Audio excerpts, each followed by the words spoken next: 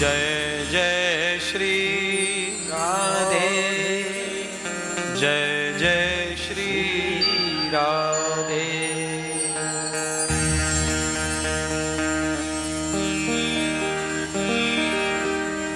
यसं संगम गति भूय संगम सज्जनम गति, सत्यम प्रियात दर्शनम संगम योगे सत्संग। सत्संग के बगैर कल्याण का पथ प्रशस्त नहीं होता। गोस्वामी तुलसीदास रामायण में सत्संग की महिमा बताते हैं और कहते हैं सृष्टि को समझने के लिए बुद्धि की जरूरत है और भगवान को समझने के लिए विवेक की जरूरत है, और विवेक बिन सत्संग के प्रकट नहीं होता। बिन सत्संग विवेक न होई, राम कृपा बिन सुलभन सोई। राम की कृपा जिन पर है उन्हें ये पवित्र सत्संग प्राप्त होता है, और जिन्हें सत्संग प्राप्त हो जाता है उनका सोया हुआ विवेक जग जाता है। और देखिए, विवेक जब जग जाता है तो तीसरा नेत्र ओपन हो जाता है। जाताम चक्षु प्रियानाथम जाताम त्रयोगेश्वरम। तीसरा नेत्र जब हमारा मन रूपी, चित्त रूपी, आत्म रूपी, ज्ञान रूपी, विवेक रूपी जागृत होता है, तब हमें भगवत दर्शन होता है। यदम नेत्रम न पश्यन्ति रूपम दर्शनम कृष्ण। इन आंखों ने कभी भी कृष्ण को देखा नहीं है, और जिन आंखों ने कृष्ण को देखा वो गोपियां मौजूद नहीं है। यदम वेदाम दर्शिताम निश्चंतरे वच्छल्य विशंकतोर कर्म वाचां कर्मणाम प्रपन्यते। जिन गोपियों ने भगवान को नेत्रों से देखा वो कपट छद्र से रहित थी, माया प्रपंच से रहित थी, बाल गोपाल सब त्याग कर भगवत दर्शन करती थी। इसीलिए गोपियों को नेत्र दर्शन भी प्रभु का हुआ, हमें प्राप्त नहीं होगा,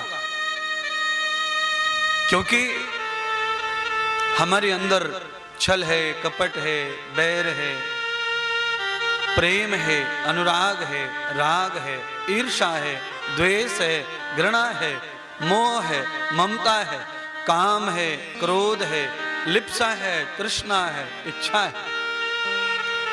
इतना कचरा हमारे अंदर है। इसलिए इस कचरे को समाप्त करने के लिए सत्संग की आवश्यकता है। किसी पवित्र महापुरुष की, किसी सद्गुरु भगवान की, दिव्य आत्मा, किसी परम सन्यासी ब्रह्मचारी की जरूरत है, जो तुम्हें ब्रह्म से मिलाने का मार्ग खोज कर तुम्हारे सामने रखे। द्वयम न देवम दर्शिताम, द्वयम न देवम दर्शिताम, दर्शिताम देवम दर्शनम। यस्यम आत्मनं भूय पश्यम नेत्रोच प्रकृतिम। भगवान ने जो नेत्र दिए हैं इस सृष्टि को समझने के लिए दिए, और जो मन का नेत्र है, मन का चक्षु है, मन की जो आंख है, वो भगवान ने खुद को जानने के लिए दिया है। पर वो आंख कैसे खुले,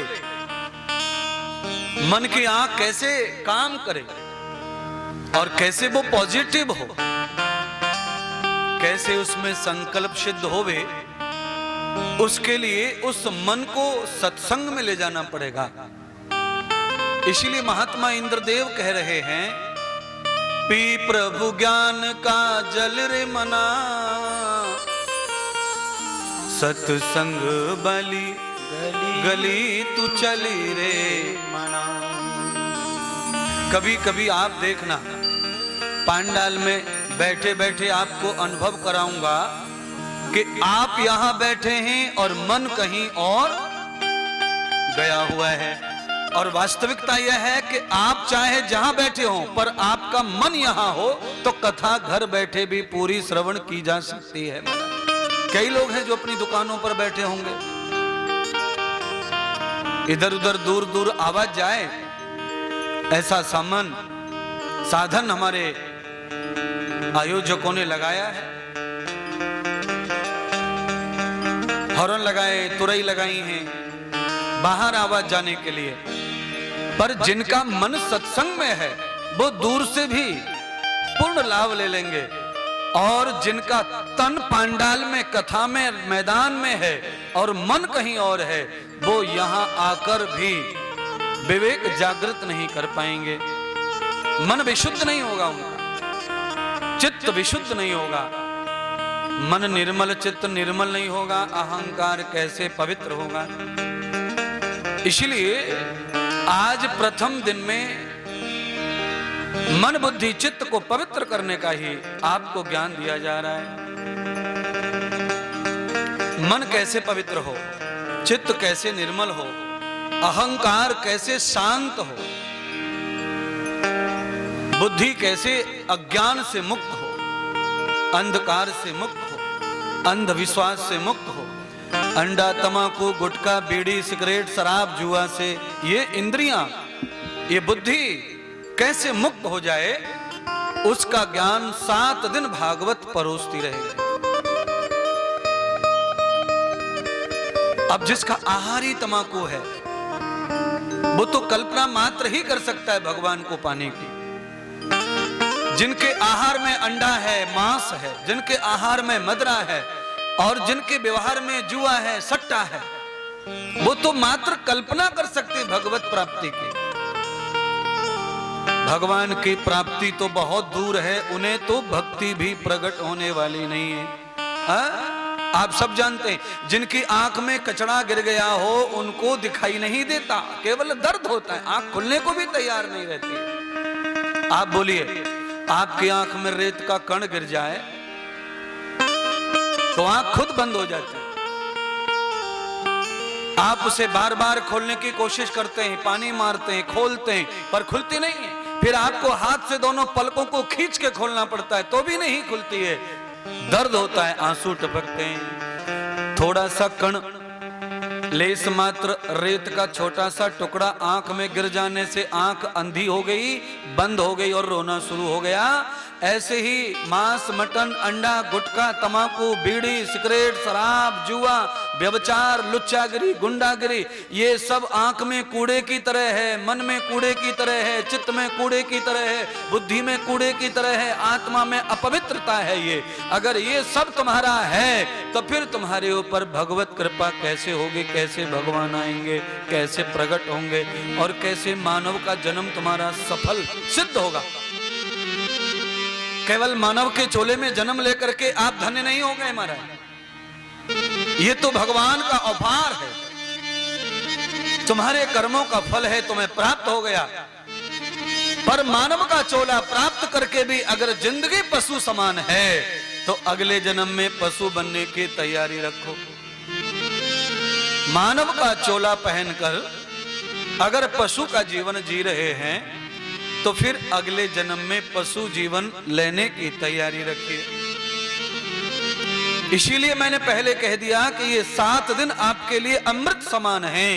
पूरा जीवन मानव चोला सिद्ध हो जाएगा। अगर 7 दिन कोई यहां बैठकर गंगा स्नान कर ले, ज्ञान की गोता लगा ले, तो 7 दिन में गुटखा नहीं रहेगा, तंबाकू नहीं रहेगी। गुटखा और तंबाकू नहीं रहा मतलब कैंसर नहीं रहेगा। बीड़ी सिगरेट नहीं रहा मतलब फेफड़े का कैंसर। गुटखा बीड़ी छूट गया तो गाल का कैंसर, दाढ़ का कैंसर, फेफड़ों का कैंसर, अन्न नलिका का कैंसर, श्वास नलिका का कैंसर, लीवर का कैंसर, इतनी बीमारियों से मुक्ति इंद्रदेव दिलाने आए हैं। जामतारा के लोगों को माला विहितम दर्शनम कृत्वाम यस्यम भागवतम गतिम है। आप तिलक बड़ा लंबा लगा लो और नहा करके रोज लोटा लेकर भोले बाबा पे पानी डालने चले जाओ, पानी, दूध, शक्कर, चीनी, तुलसी, बेलपत्र जो भी चढ़ाना है चढ़ाओ, पर पहले चढ़ाने के योग्य बन जाओ। बोलिए, जिसने दौड़ पास नहीं की वो मिलिट्री में नहीं लगता, पुलिस में भर्ती नहीं होता। हाँ, जो डॉक्टरी में फेल हो गया वो भी सिलेक्शन नहीं होता, टेस्ट में फेल हो गया पढ़ाई में उसका भी सिलेक्शन नहीं है। तो आप समझ लो, पुलिस और मिलिट्री तो केवल सर्वेंट है, नौकर है, इसमें भी सिलेक्शन करने के लिए क्या क्या परीक्षा देनी पड़ती है। और आपको भगवान के यहाँ सिलेक्शन होना है, मुक्ति का सिलेक्शन, भक्ति का सिलेक्शन करना है, भगवान को पाने का, इंसान होने का सिलेक्शन करना है, तो आपको कितनी परीक्षाओं से गुजरना पड़ेगा, कम से कम ये सोचिए। मैं तो पढ़ाने आया हूं, आपका सिलेक्शन हो जाए भगवान के यहाँ, उसके लिए मैं आपकी तैयारी कराने आया हूं। 7 दिन निरंतर अच्छी कोचिंग लूंगा और मैं बिल्कुल सही पढ़ाने वाला महात्मा हूं। मैं कोई भी कच्चे काम नहीं करता, बिल्कुल आज देखो, कल देखो, परसों देखो और 7 दिन रोज देखो। पहले से टीवी पर देख रहे, मोबाइल पर देख रहे, और अभी तो बिल्कुल मैदान में जंग होगा महाराज, बुराई का और इंद्रदेव का। या तो बुराई टिकेगी या तो फिर हम दोबारा कभी नहीं आएंगे।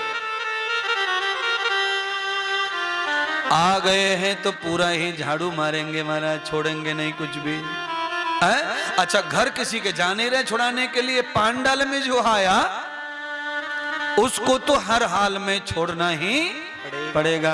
अच्छा बोलिए, गंगा नहाकर भी पवित्र नहीं हुए तो गंगा की बदनामी हो जाएगी। कथा में आकर भी तमाकू गुटखा अंडा नहीं छूटा तो महात्मा भागवत की भी बदनामी हो जाएगी। पी प्रभु ज्ञान का जल रे मना, सत्संग वाली गली तू चल रे मना। सत्संग में सत ज्ञान मिलेगा, ज्ञान मिले प्रभु ध्यान मिलेगा। चल करके तू सुन ले मना, सत्संग वाली गली तू चल रे मना। हाँ जी, तन और मन ये दो से गुरु को श्रवण करना चाहिए, संत को श्रवण करना चाहिए। ये कोई पांडित्य वाणी नहीं है, सन्यासी की कथा है, वैराग्य की कथा है, त्याग की कथा है, तपस्या की कथा है और ब्रह्मचर्य की कथा है। ये कोई पांडित्य कथा नहीं, ब्राह्मणत्व कथा नहीं है महाराज। ये कोई पोथी वाचन की कथा नहीं है। ये पोथी तो कपड़े में यहीं बंधी रहने वाली है 7 दिन, इसका पन्ना नहीं उगड़ेगा। क्योंकि रोम रोम भागवत है इंद्रदेव महाराज का, कण कण भागवत है। यहाँ कुछ अलग से नहीं लाना है सुनाने के लिए। देवम दर्शनम प्रियाम देवम दर्शनम यथाम, देवस्तम भागवतम गति प्रफुल्लम भागवतम प्रिया। आप सब लोग जो यहाँ उपस्थित हैं, इससे ये महसूस हो रहा है कि जामतारा का भाग्य उदय हो गया। चंचला माता की कृपा से पूरे गांव का उद्धार अब निश्चित है। क्योंकि जहां भागवत सन्यास के साथ में प्रकट हो जाती है, उस क्षेत्र का, उस गांव का कल्याण निश्चित हो जाता है। समयांत गति भूय देवम दर्शनम महाम। राजा परीक्षित का कल्याण पूरे राज्य के साथ हुआ था। क्यों हुआ? क्योंकि वीतरागी बैरागी सन्यासी भगवान सुखदेव कथा सुनाने आए। 88,000 ऋषियों का कल्याण क्यों हुआ? क्योंकि बैरागी ब्रह्मचारी सूत जी कथा सुनाने को आए। मैत्री और गार्गी माता का कल्याण कैसे हुआ? कि साक्षात ब्रह्मचारी नारद कथा सुनाने आए। पार्वती जी का कल्याण कैसे हो गया? क्योंकि साक्षात भगवान आशुतोष शंकर भगवान कथा सुनाने के लिए आए।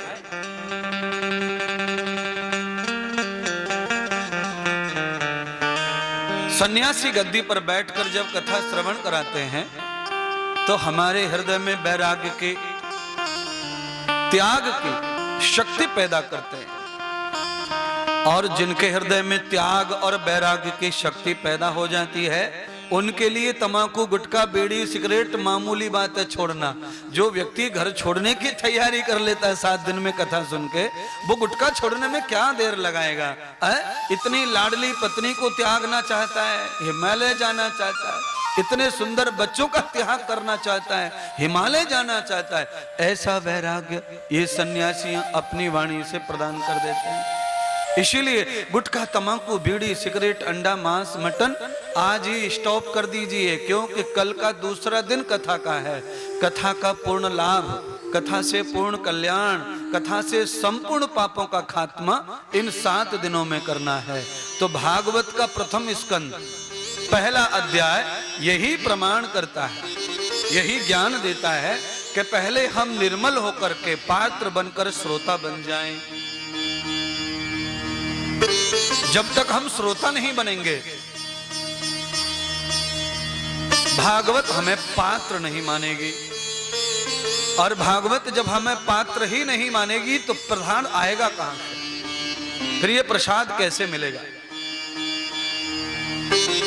तो भागवत में पात्रता बनाने के लिए आदमी को निर्मल करना है। इसलिए मैंने भजन में पहले कोशिश की कि आप मुझे समझ जाएं, आज के सत्संग को समझ जाएं, कथा को समझ जाएं।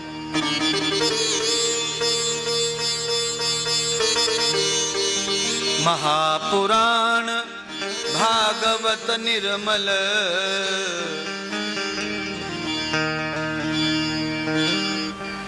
शुभ औषधि हरि चरित्र ज्ञान की, आरती अति पावन पुराण की। शुभ औषधि हरि चरित्र ज्ञान की। श्रीमद् भागवत कथा क्या है? तो आपके सवाल का जवाब है कि ये शुभ औषधि है भगवान को समझने की। कहीं भी भगवान जब समझ में नहीं आते हैं तो भगवान फिर भागवत के माध्यम से समझ में आते हैं। भागवत के माध्यम से भगवान का सरल और सहज स्वभाव, भगवान की कृति, भगवान की लीलाएं, भगवान का कर्तृत्व हमें समझ में आने लगता है। हमारा जन्म क्यों हुआ, हमारे जन्म का रीजन क्या है, यानी कारण क्या है, औचित्य क्या है, उद्देश्य क्या है। आप सब लोग कितना जानते हैं मुझे नहीं पता, इतना तो कल से अभी तक मुझे पता है कि काफी व्यापार, दुकान, मकान है आपके पास, नौकरी, व्यापार है, घर, मकान है, गाड़ी, बंगले, सब कार्यक्रम सही है। इतना नॉलेज तो है कि आपने जो साथ नहीं जाने वाला सामग्री है वो तो जमा कर रखी है, पर जो तुम्हारे साथ चाहिए वो सामग्री जमा अभी तक हुई नहीं है। और अगर वो सामग्री जमा भी हो गई है तो वो कैसी है? अनंतम दुख कारणम, वो हर पग पर दुख देने वाली सामग्री है, जो हमें कर्म के रूप में, भोग के रूप में, भाग्य के रूप में हमेशा भोगनी पड़ेगी, और दुख ही दुख दिखाई पड़ेंगे, दुख ही दुख दिखाई पड़ेंगे महाराज।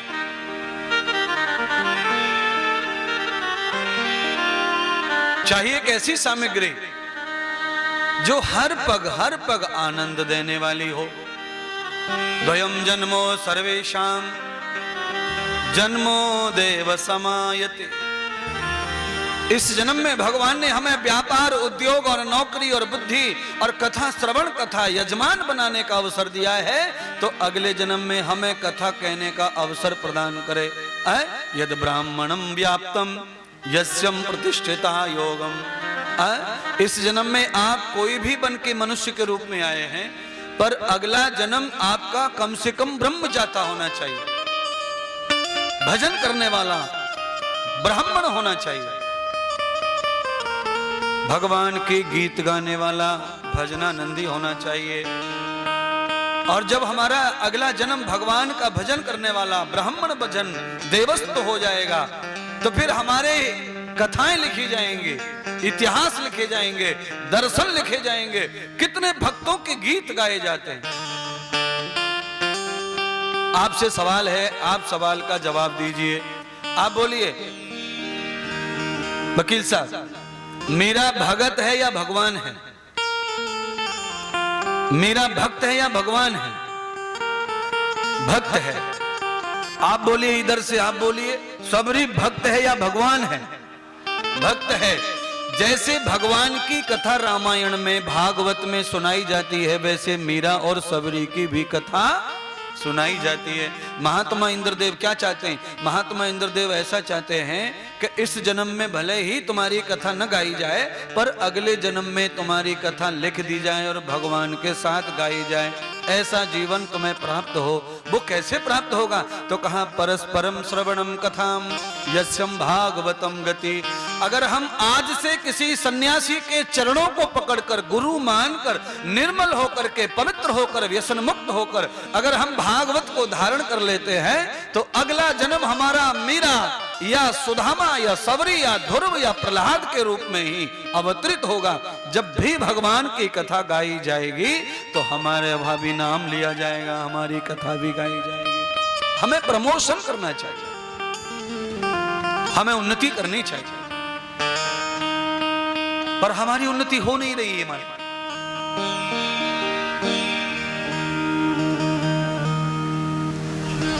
एक मंजिल घर था, 2 मंजिल हो गया, 2 मंजिल से भी सब्र नहीं हुआ, एक और प्लॉट ले लिया, वो भी बन गया, दूसरा भी प्लॉट पड़ा है। गाड़ियां भी पुरानी नई कई हैं, बैंक में पैसा भी पड़ा है। ये जो प्रमोशन है, ये प्रमोशन आपका केवल उम्र तक है, पर आत्मानं विभूषितम तदश्वतायो अमृतम। जो कभी नहीं मरता है वो आत्मा है। आत्मा का प्रमोशन कैसे करोगे महाराज? 2-2 हजार के नोटों की तकिया बनाकर, गादी बनाकर बेड पर सो जाने से आत्मा की उन्नति होती नहीं है।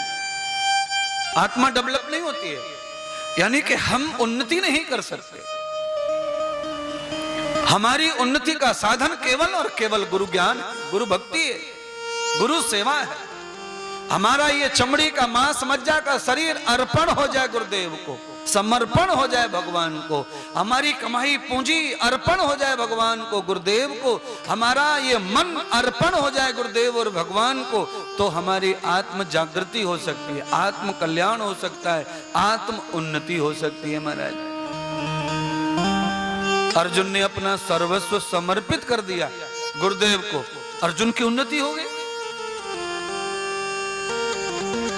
अर्जुन ने किसको छोड़ा मारे बगैर? सबको मारा। चाचा के लड़के मारे, बुआ के लड़के मारे, मामा के लड़के मारे, मामा को मारा, दादाजी को मारा, पितामह को मारा, पूरे खानदान को लपेट दिया, पर पाप नहीं लगा।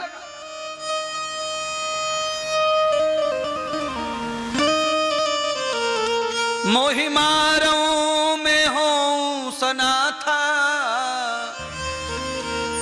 करो ब्रह्म बाणो रघुनाथा।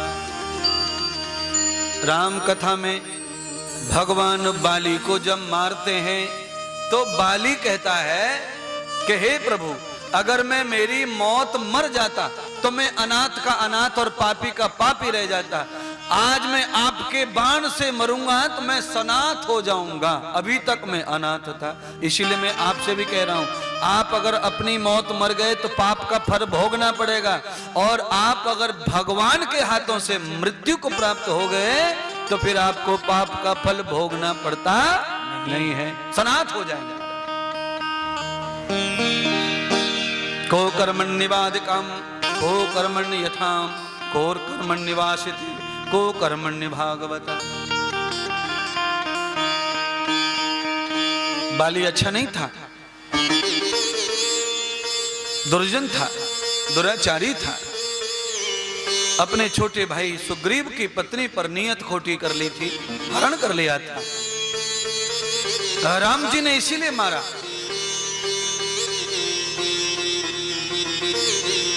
राम जी के बाण की वजह से तम पुरुषम मेद गतिम उद्धार हो गया। देखिए, आप अपनी इच्छा से किसी जगह जाइए, यहां से कोशिश कीजिए बंबई जाने की, आप अपने मन से बंबई जाने का प्लान बनाइए, तो प्लान के साथ में आपको बंबई जाने की पूरी तैयारी और सुविधा भी खुद ही बनाना पड़ेगा।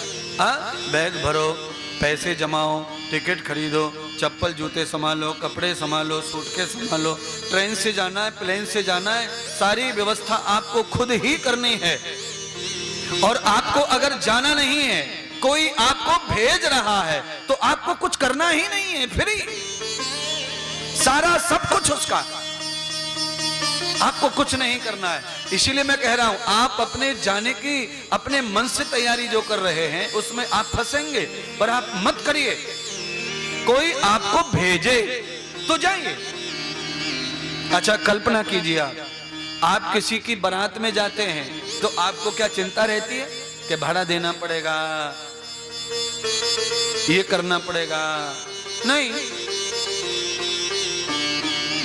और जब आप किसी होटल पे खाते हैं तो आपको ही सब मैनेज करना पड़ता है। अब जब आप किसी बारात में खाते हैं तो मैनेज नहीं करना पड़ता है, आपको सब तैयार मिलता है। जहां भी थाली चम्मच, हाथ बढ़ाओ काम बनाओ, हाथ बढ़ाओ काम बनाओ, हाथ बढ़ाओ काम बनाओ, आपको कोई रोक नहीं सकता। माइक का लाल,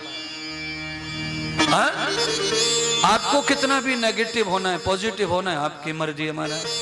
अभी आप दही बड़ा खा रहे थे, खाओ, उसके बाद रबड़ी खाओ तो खाओ, कौन रोक रहा है आपको? कोई नहीं रोके। क्यों?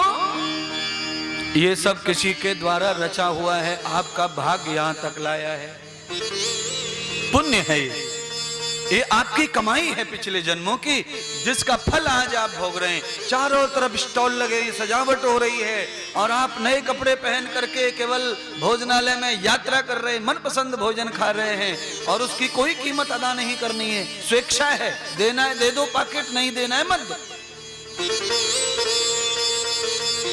पर होटल में ऐसा नहीं चलेगा। जो मेनू, जो आइटम खाने का मन बनेगा उतना ही चुकाना पड़ेगा। आप जितना भी महंगा खाना चाहते हैं खा सकते हैं, पर चुकाना भी पड़ेगा। इसीलिए सुग्रीव ने भगवान की शरणागति ले ली। बाली भगवान से भिड़ गया, विरोधी हो गया। क्यों हो गया विरोधी? क्योंकि बाली को पता था विरोध करने से ही भगवान बाण चलाएंगे और फिर मेरी जिम्मेदारी समाप्त हो जाएंगी। भगवान ने प्राण हर लिए बाली के। आपके प्राण भगवान नहीं हरता, जरा कल्पना करना। आपके प्राण हरता है यम। बोलो कौन हरता है? यम। आवाज नहीं आ रही है, सबको डर लग रहा है यमराज से। है तुम्हें यमराज छोड़ने वाला नहीं है, पर आज मैं गारंटी के साथ भागवत पे हाथ रख के कह रहा हूं, जब तक इस पांडाल में हो तब तक यमराज तुम्हारा कुछ भी बिगाड़ सकता नहीं है। अब बोलो कहां रहना है? कहां रहना है बोलो? पांडाल से उठ के जैसे रोड पे जाएंगे, यमराज के हाथ में चढ़ी जाएगी लगाम तुम्हारी महाराज। वो जिधर चाहे उधर लफड़ा हो जाएगा महाराज। कितना भी प्रेशर बढ़ाओ तुम्हारा, कितना भी बीपी बढ़ाओ, कितना भी कोलेस्ट्रॉल बढ़ाओ, कितना भी थायराइड बढ़ाओ, कितना भी पेट खराब हो, कितनी भी शरीर में जान ना हो, पर पांडाल में बीपी अटैक नहीं आएगा। आप चिंता न करना। गोली खा ली तो ठीक, नहीं खाई तो ठीक। क्यों? परम औषधि हरि चरित्र ज्ञान की,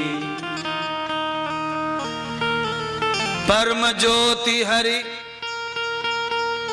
परमात्मा धाम की, ईश्वर के धाम की परम ज्योति है भागवत। कहां है भगवान का धाम?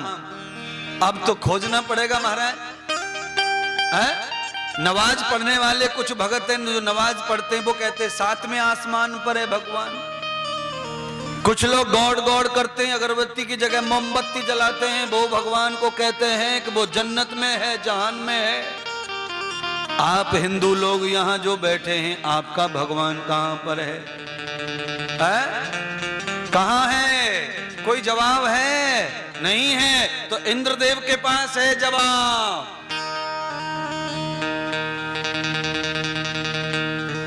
जवाब दें क्या? पंडित जी दें क्या जवाब? दे दें? है? हमारा भगवान न सातवें आसमान पे है, न जन्नत में है, न जहन्नुम में है।